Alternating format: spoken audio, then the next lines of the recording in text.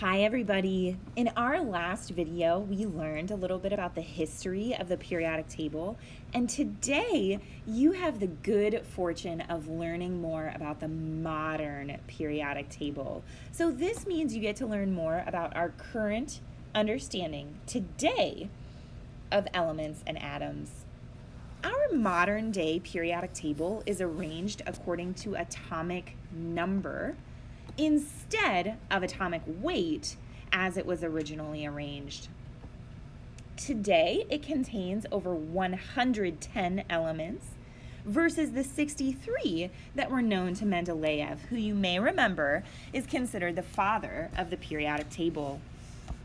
Our periodic table today more clearly demonstrates repeating trends and similarities among atoms and their properties, and we are going to talk more about those in the coming slides. The first thing that you need to know is how to read the periodic table. Like we just said, the periodic table is arranged according to atomic number, which is typically the number on the top of each tile. This number is a whole number, and you'll notice that they go in order across the table. In this particular example, the atomic number is 2. Next, we have the element symbol.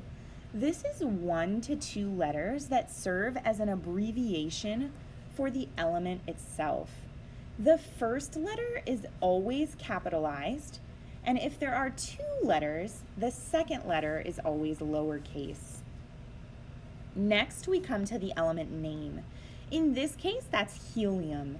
And you'll notice that in this example, the element name and the element symbol are very similar, but that's not always the case. Finally, we have the atomic mass. This is at the bottom, and this is measured in AMUs, and we are going to talk more about that in the coming slides. The atomic number tells the number of protons an atom of an element has. So you might remember that protons are one of the subatomic particles in the nucleus of an atom. Next, the atomic mass tells the number of protons plus the number of neutrons in an atom. So, for example, if a particular atom had 5 protons and 6 neutrons, its atomic mass would be 11. The atomic mass that we see on the periodic table is the average mass of all the forms of the element. So we're going to learn in the future that there are atoms of an element that can have different numbers of neutrons, but all you need to know for now is that the average mass is what we see for the atomic mass on the periodic table. Next, we're going to talk about an element symbol. An element symbol is made up of 1 or 2 letters, and once again, the first letter is always capitalized, while the others are always lowercase. Examples include capital N, lowercase a. This is the chemical symbol for sodium. Next, capital B, lowercase e, which is the chemical symbol for beryllium. So you really need to understand here that the first letter is always capital every single time. And no matter what, if there is a second letter, it is always going to be lowercase. And now we're really getting into the good stuff, and we are going to talk about how to calculate the subatomic particles in an atom. Number 1, really easy, is the number of protons. And the number of protons are so easy because it is always the same as the atomic number, because the atomic number is based on the number of protons. Next is the number of electrons. Typically, the number of electrons in an atom of an element is equal to the number of protons if the atom is not charged. And we're going to learn more about that later. For now, you can remember that the number of electrons is going to be considered the same as the number of protons.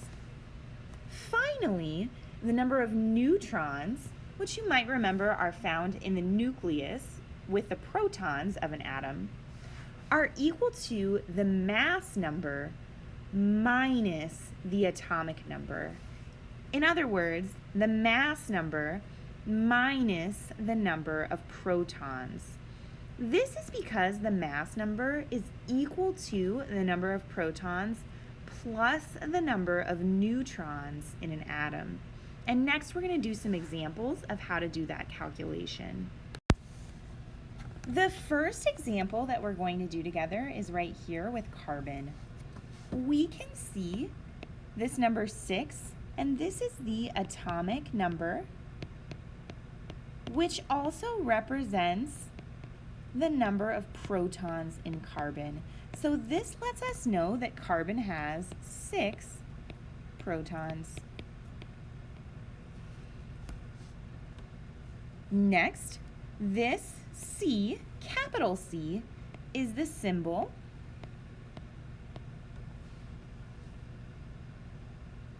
we will assume that the number of electrons is the same as the number of protons for now.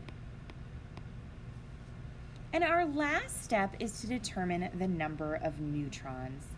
To determine the number of neutrons, we need to do the atomic mass minus the number of protons. Forgive my hideous writing here. The mass for carbon is this 12, so we're going to say 12, minus the number of protons is 6, which means that in this example, we also have 6 neutrons. Our second example here is bismuth, which has an atomic number of 83, meaning it also has 83 protons. Again, we're going to assume it has the same number of electrons as protons, so I'm going to fill that in.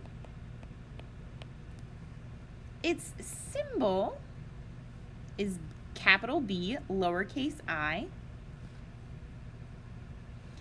And finally, we're going to do neutrons, which once again is the mass minus the atomic number, or the number of protons, which in this case is going to be 209 minus 83, which gives us an answer of 126 neutrons. Our next example is iron. The symbol for iron is Fe, and its atomic number is 26, indicating that it has 26 protons, as well as 26 electrons, leaving us to solve for the number of neutrons. To solve for the number of neutrons, we first need the atomic mass, which in this case is 55.85. We're going to round that up to 56 because this 0.8 after the decimal is greater than 0.5. So we're going to say 56 minus the atomic number of 26, which is going to give us a final answer of 30 neutrons. And we're done with iron.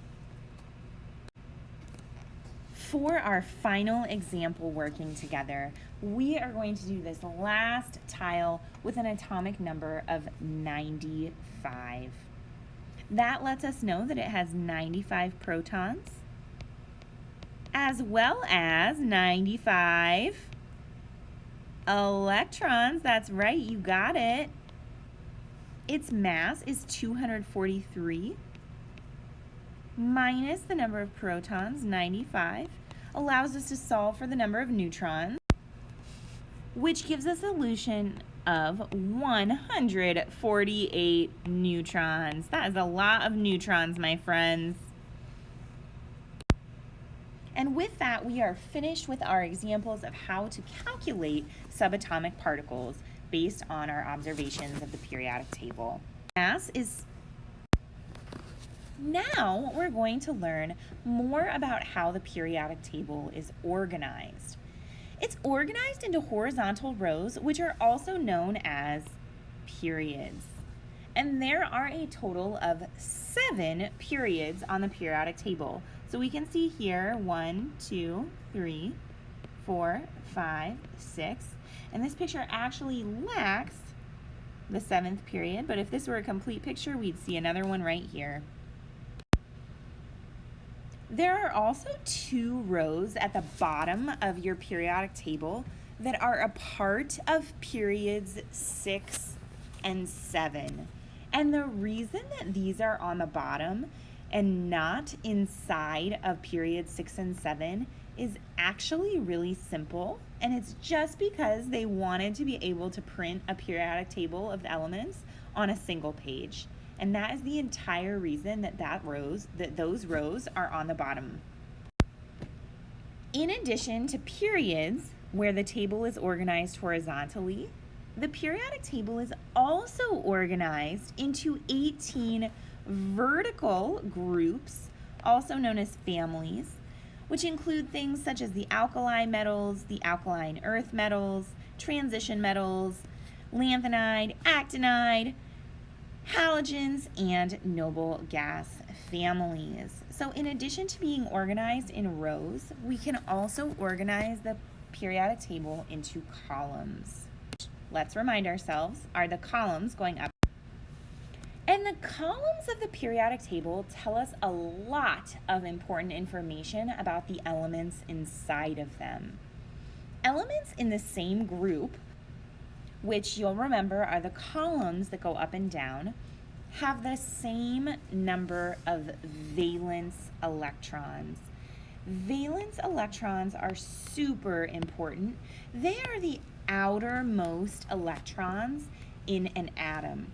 So if I could draw a little example here, here's my little nucleus, and let's say it has 2 electrons in its first shell and 5 electrons in its next shell. This would mean that it has 5 valence electrons because these are the electrons in its outermost energy level. These are valence electrons. And these electrons are important because they cause elements to have similar properties. And for this reason, the periodic table is arranged so that we can easily see how many valence electrons each atom has. We are going to wrap up with some quick practice here by identifying elements based on their period and their group. Period, you'll remember, are the horizontal rows. So period 2 is going to be the second row. And then we're going to count group 13. And as I count 13 families over,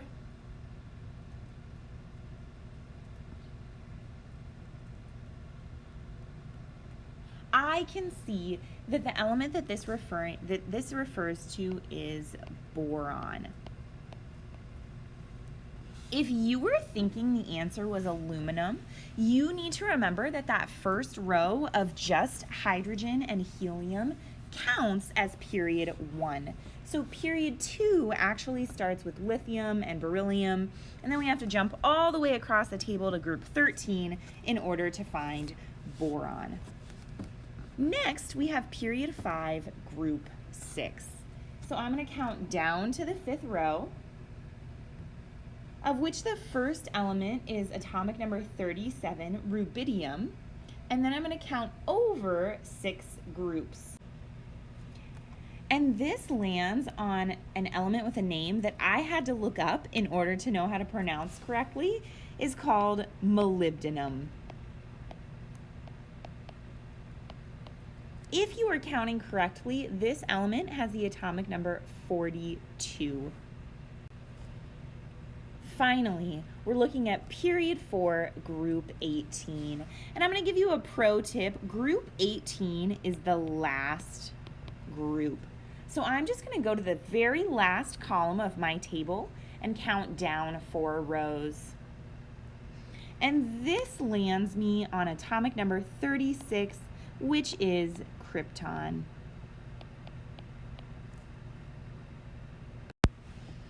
The very last thing that we need to know today is that the periodic table is even further arranged into metals, non-metals, and metalloids. So you will notice that metals in this example are green, non-metals are kind of a yellow-orange color, and metalloids, which are an interesting kind of in-between element, are colored blue on this table. And in the coming weeks, we are going to learn all about the exciting properties of each of these types of elements.